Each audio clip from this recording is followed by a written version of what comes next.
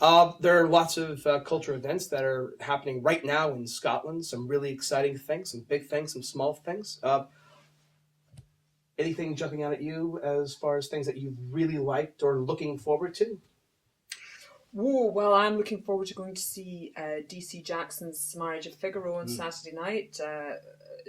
Curious pairing there, not what we'd expect. I think it's his first adaptation, so very, very keen to see what he does with that. Are you going to that? I'm not sure. I hope so. I'd like to go and see that. But for me, it's Beats at the Arches. Kieran Hurley's piece about rave culture. I think that'll be excellent. I've seen the work in progress of it, and it looks really, really good. It's really touching. I think it's kind of Irvine Welsh with the heart. You know, if you had a bit of a soul to him. I think that'll be good. I saw the tryout that he did back, I think, in October at the Arches, and what he showed was really, really good. And I like him as an artist, as a performer, and as a writer. So a lot of high hopes for this thing. So I share that enthusiasm. A few things interesting going on. Was it Magnolias and Moonlight up at Perth, which a lot of people have talked well about.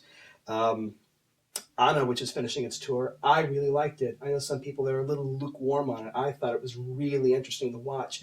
And as far as touring productions go, next week comes a production that most American theater students are tortured with. We jokingly call it Long Day's Journey into Death. But Long Day's Journey into Night, David Suchet and Laurie Metcalf, I'm really intrigued by. Yeah, I'm looking forward to that. I think it'll be good. Yeah, I don't think that'll be one to miss at all. Yeah, It was like a 4-hour depressing play, but again, it's probably American drama at its finest, and it's a really good cast. I'm kind of looking forward to that. One of my guilty pleasures, I have to admit, Cirque du Soleil.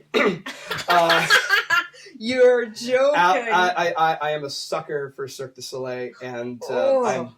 Yes, okay. That's gone down like a bag of sticks. It has. It's perfectly fine. I'm not happy. It might have become a bit too commercial nowadays, but I mean, back in the first few shows they did, I think they did some really incredible stuff, and I'm a sucker for acrobatics done well, and I'm taking my wife to go see it, and I'm looking forward to it.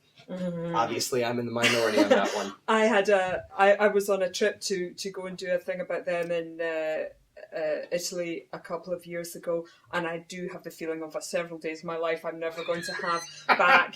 Horrible hotel, hanging about a tent, interviewing Latvians about tight ropes, and watching men in makeup eating sandwiches, and then this show full of badly behaved Italian children that seemed to go on for 2 weeks. No, I didn't enjoy it. Not an experience I'm going to be repeating. Well, if I had to deal with that, maybe I would have gone a little hard on that as well. Anything else, not only theater, but perhaps cinema or dance or opera that's kind of jumping out at either of you? Well, I quite enjoyed A Rake's Progress, the David McVicar Scottish opera. The staging is wonderful, and anyone who's interested in that kind of thing, it's worth seeing it just to see what he's done with it. And there's a reprise of the knitted bodysuit from The Wicker Man, makes a reappearance in Mother Goose's brothel, as far as I could make out, yes. Wearing a dress that I tell you, the Thelma from the Big Fat Gypsy Wedding would have put her hands up and said, that's too much, a vulva dress. That opens.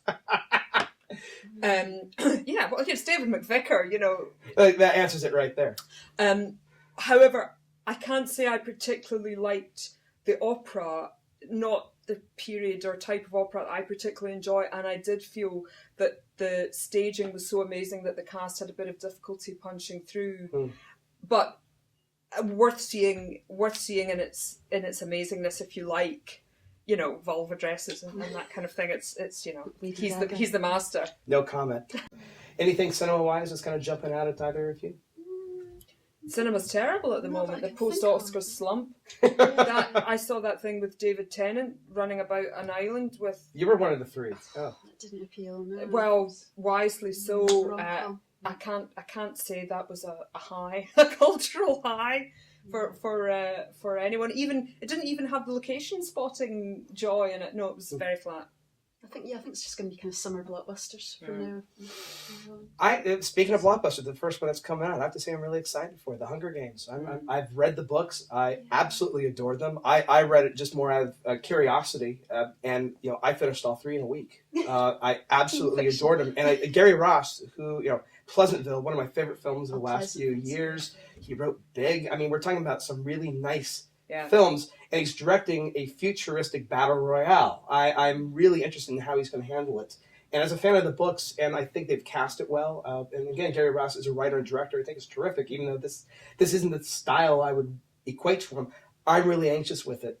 I also can't say anything, still under embargo, but watch out for April 13th, Cabin in the Woods, which I'll definitely be speaking in more detail when we get closer to it. But definitely one to watch out for. Okay. Intriguing.